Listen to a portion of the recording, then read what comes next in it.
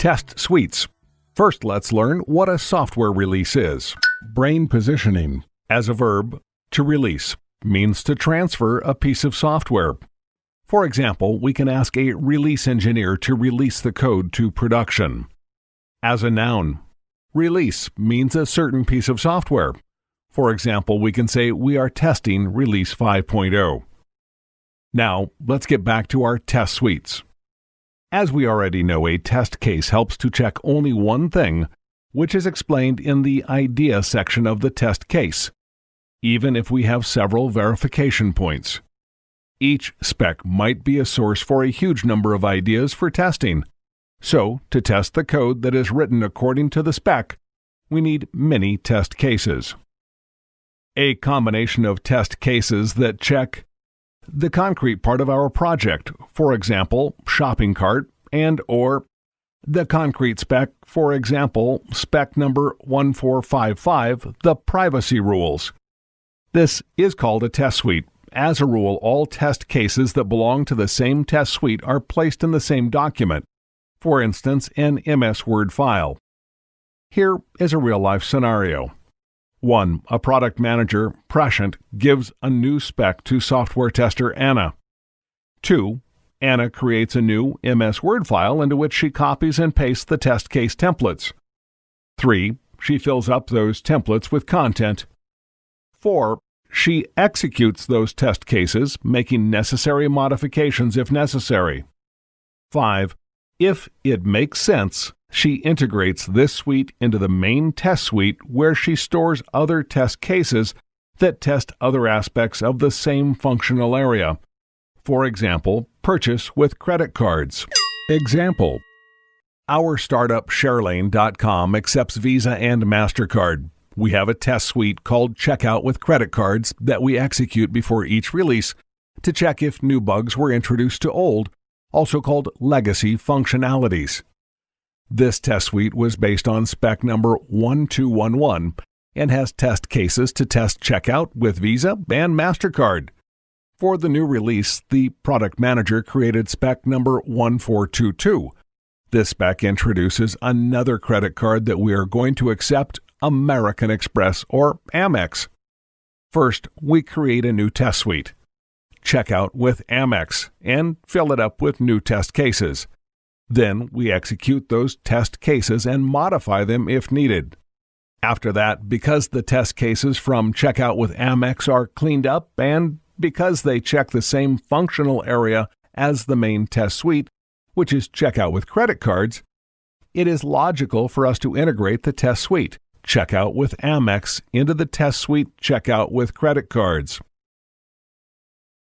Brain positioning. Nobody expects that your test cases are perfect right after you've written them. Here are some of the reasons why. Number 1, a spec can have bugs. Number 2, a spec can have some omissions and other spec maladies. 3, a spec can be changed without anyone notifying you. Also, if you are writing test cases for a code that is not available, for example, you generate your test cases while the programmer is writing the code, your knowledge of functionalities is theoretical. So, even if a spec is perfect, there is always a chance that you have made a mistake or an omission when writing your test cases, just because you didn't have a chance to have practical interaction with the code. This part of a tester's job, creating test cases for code that doesn't exist, can be really confusing for beginners, but don't worry, your experience will mitigate your confusion. So, there are many reasons why freshly baked test cases are not perfect. The best situation is when a new test case is first executed by its author, a person who really understands whatever was typed into the test case. During the first execution, the author usually adds more test cases to check more things, changes the test case content such as the expected result, for example, if he didn't understand spec correctly while creating that test case, deletes duplicate test cases that check exactly the same thing, makes test cases easier to maintain, polishes test cases to make their content more precise and clear. Please open up File, Test, Suite Header. and look at the header that we can insert at the beginning of our test suite. Let's talk about each item. Author is the author or authors of test cases. Spec ID is the unique ID of the spec that describes tested functionalities. This ID should be an HTML link to the spec on our intranet. PM or product manager is a person or persons who wrote the spec. Developer is the programmer or programmers responsible for writing a software code according to the spec. Priority is the priority of the test suite, usually from 1 to 4, with 1 being most important. Usually, the priority of the test suite matches the priority of the spec.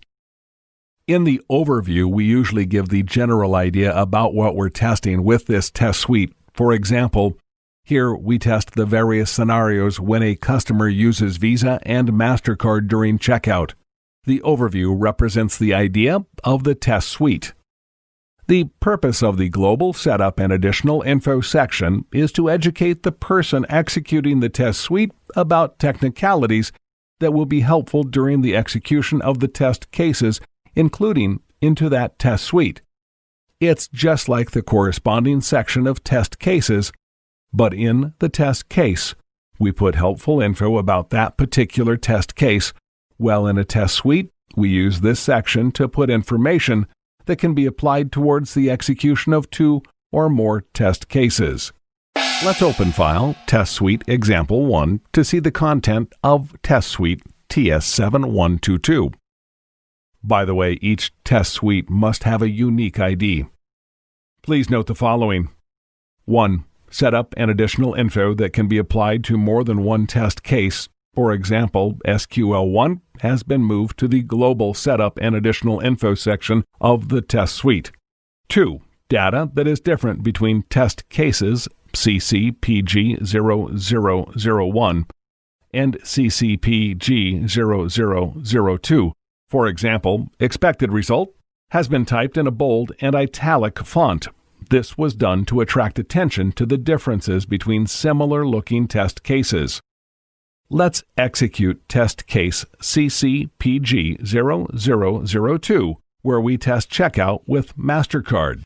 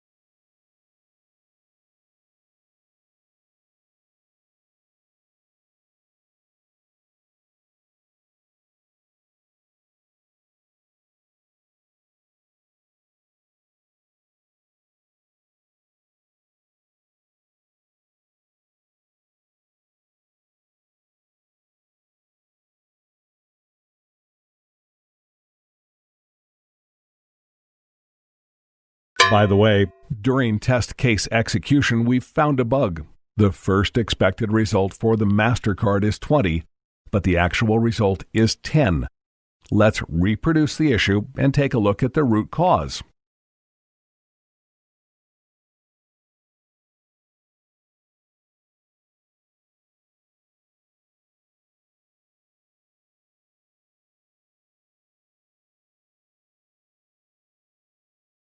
As you can see, developer put 1 for each card type ID, while 1 should be for Visa, 2 for MasterCard, and 3 for Amex.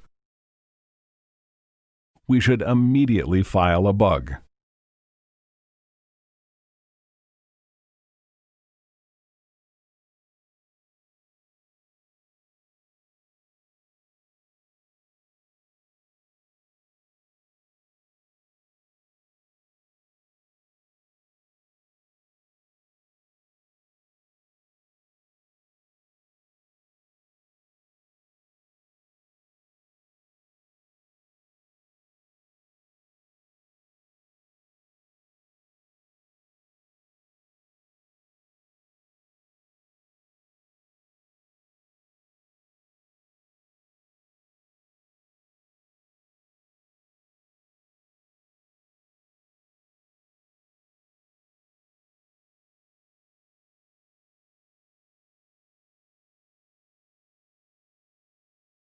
You can view the bug summary and description in the file Bug Example 2.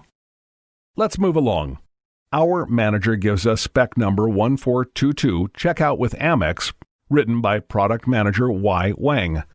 Let's create a test suite for that with ID TS7131. It will contain only one test case. Please open File, Test Suite Example 2, and run test case AEP L0001 to test checkout with Amex card. We should remember that the first verification will fail because of the bug that we just filed, so the first actual result will be 10.